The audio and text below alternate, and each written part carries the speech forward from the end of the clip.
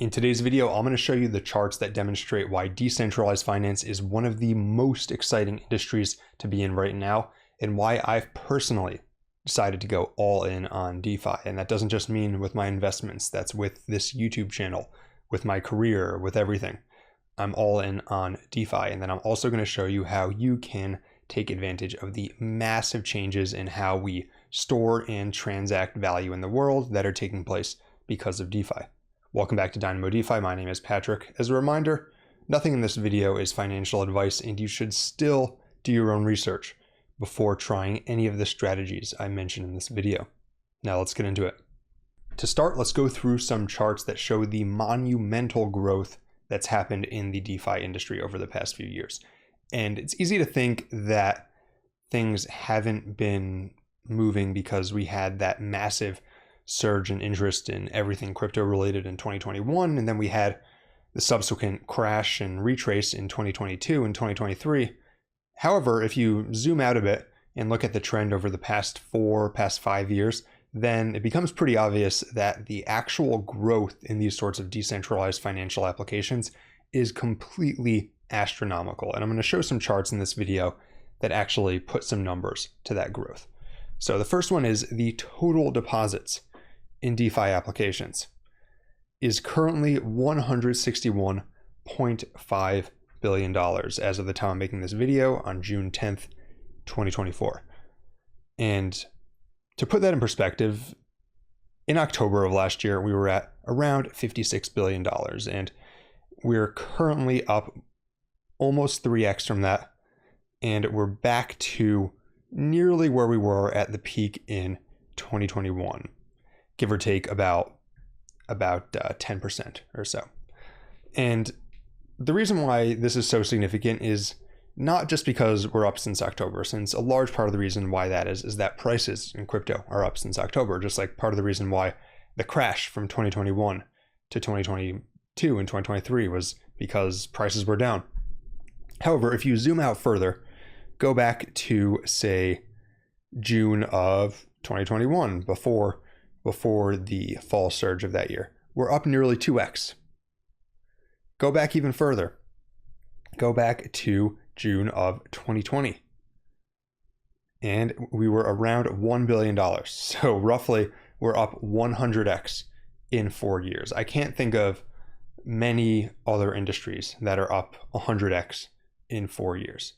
And if I could, I don't think people would be questioning, is there a future for this industry?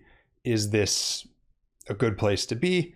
You would look at the fundamentals and you would say, okay, the amount of interest, the amount of deposits in these financial applications is up 100x. In fact, more than 100x, right? Because it was closer to $1 billion. What's going on? How can I take advantage of this trend? And that's not even, I think, the most significant number, because there's some other things going on behind the scenes as well. Second number is stablecoins.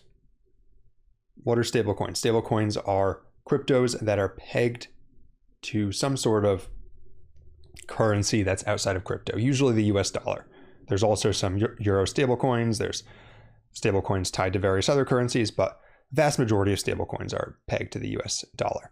And currently there's around $160 billion of stablecoins when you exclude all sorts of algorithmic unbacked stablecoins. And that is, again, nearly at its peak from 2022 in this case, and it's up significantly from last year. It was around $122 billion in October. And so that is, if you do the math, around an increase of 1/3 in that time.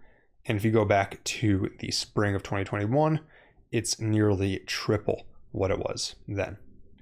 And I think this is extremely significant because stablecoins have proven themselves to have one of the strongest fundamental use cases in crypto. All over the world, especially in places where it's difficult to access US dollars or where people feel uncomfortable using their own national currency, people are using stablecoins to transact on a day-to-day basis, especially in places with extremely high inflation. And so to me, it's kind of a killer application of crypto already. And as more and more people use stablecoins to transact in day-to-day business, then it's only likely to keep growing. And you don't just have to take my word for it. You can take the word of Visa. You probably know Visa, right? Visa from credit cards. And they have an entire dashboard, Visa on-chain analytics, dedicated to tracking stablecoins because they identified stablecoins as a significant trend in the world of payments. And they track both the total supply of stablecoins as well as the number of transactions. And if you look here at the number of transactions, you can see that these monthly stablecoin volumes are just going, truthfully, kind of crazy recently. And part of that is due to people using them to trade on Solana. However, the fact of the matter is that Visa, who is one of the leading companies in payments in the entire world, not just in crypto, is identifying stablecoins as a massive opportunity. You also have a lot of buy-in from people in the American political establishment. Former Speaker of the House, Paul Ryan, recently gave an interview in which he said he saw the total supply of stablecoins going into the trillions of dollars. And then in addition to more and more US dollars being tokenized on-chain, you also have other assets starting to be tokenized on-chain as well. Since the start of 2023, the total amount of US treasuries that have been tokenized on-chain have grown from around $100 million to $1.5 billion. And since the start of 2022, the total amount of private credit loans on-chain have grown from around $1 billion to nearly $8 billion. Again, like I was talking about with DeFi, if you looked at any other sector and you saw that something was growing 8x in 2 years, was growing 15x in a year and a half, it wouldn't even be a question whether this industry was gaining real adoption.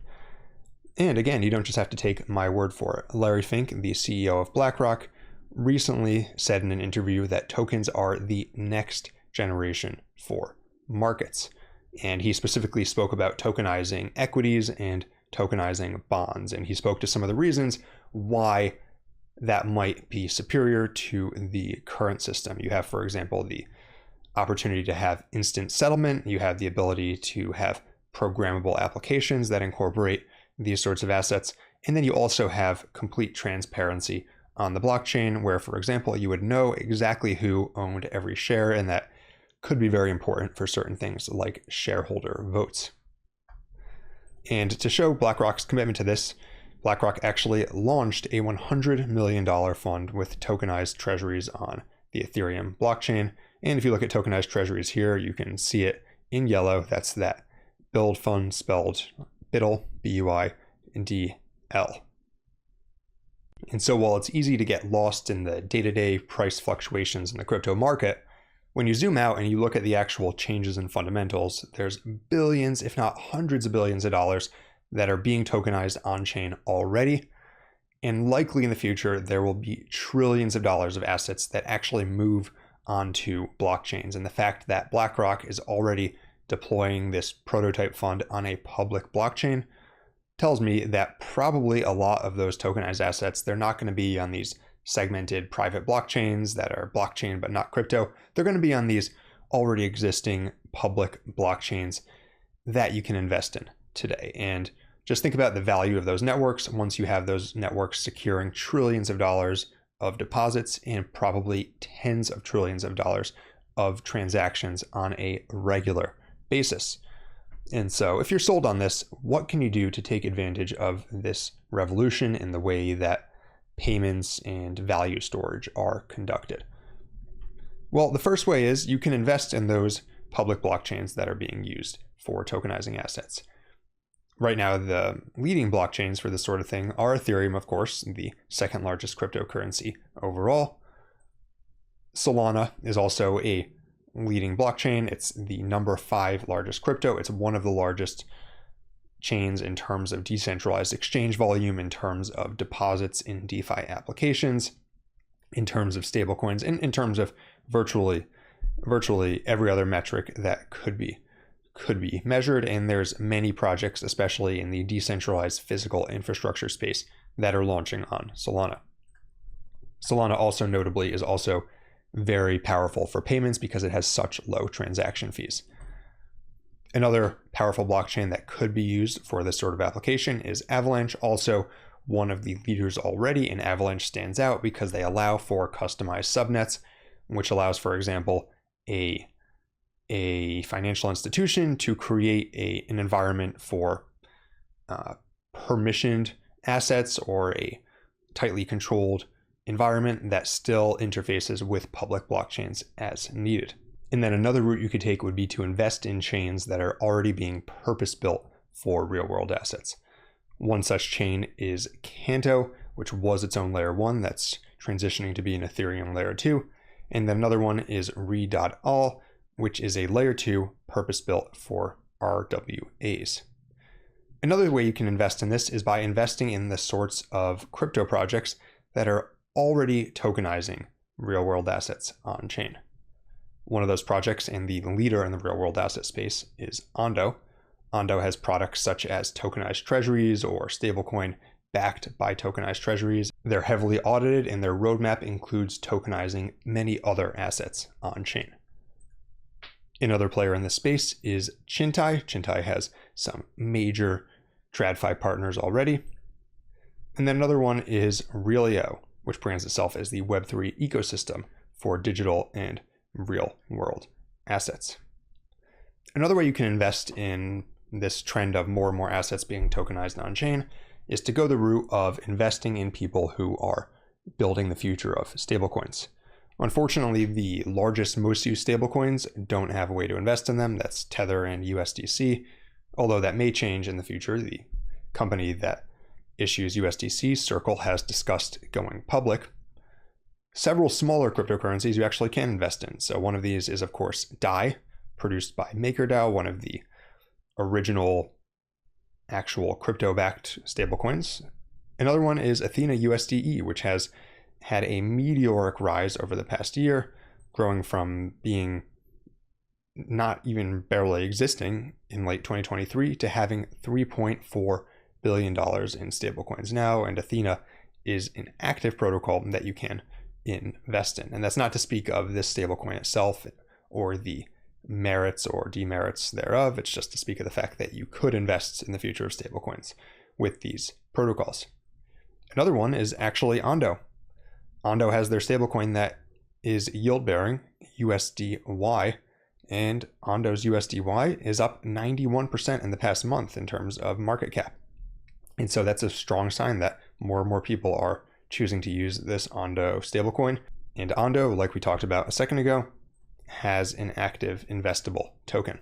Something else you could do is, rather than investing, you could apply your talents and skills to actually try to build something in the industry yourself. And this definitely has the most upside of anything I've talked about today.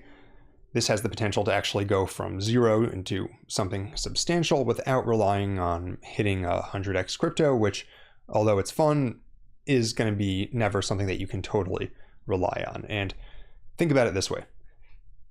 Already since 2020, the amount of deposits in DeFi protocols has grown from around $1 billion to $161 billion. That's $160 billion more in the DeFi industry than there was 4 years ago. Imagine once that goes to $500 billion, to $1 trillion, as you have all sorts of real world assets on chain, as you have crypto going up in value, as you have more crypto being deposited into DeFi protocols instead of centralized exchanges. I think easily this number gets up to $500 billion, $1 trillion.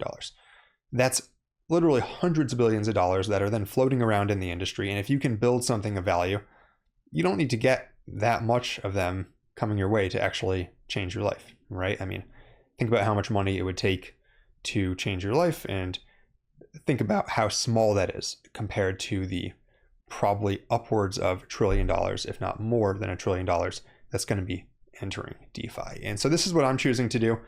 That's why I have a YouTube channel dedicated to DeFi. That's why I'm working with all these different DeFi projects, why I've built one of the leading newsletters dedicated to DeFi. It's to take advantage of the fact that we have this massive industry that's just poised to explode. And if you want to learn more about DeFi, learn more about DeFi strategies, learn more about how to do this sort of on-chain analytics-based research yourself, then you should definitely check out my newsletter at dynamodefi.substack.com. I have both free and premium content going through in-depth on-chain analytics and teaching you how to make money in crypto yourself. We have a great community on there full of people who are trying to figure out how to make money in crypto on their own. And for more videos like this one, be sure to like and subscribe. Until next time, this is Dynamo DeFi.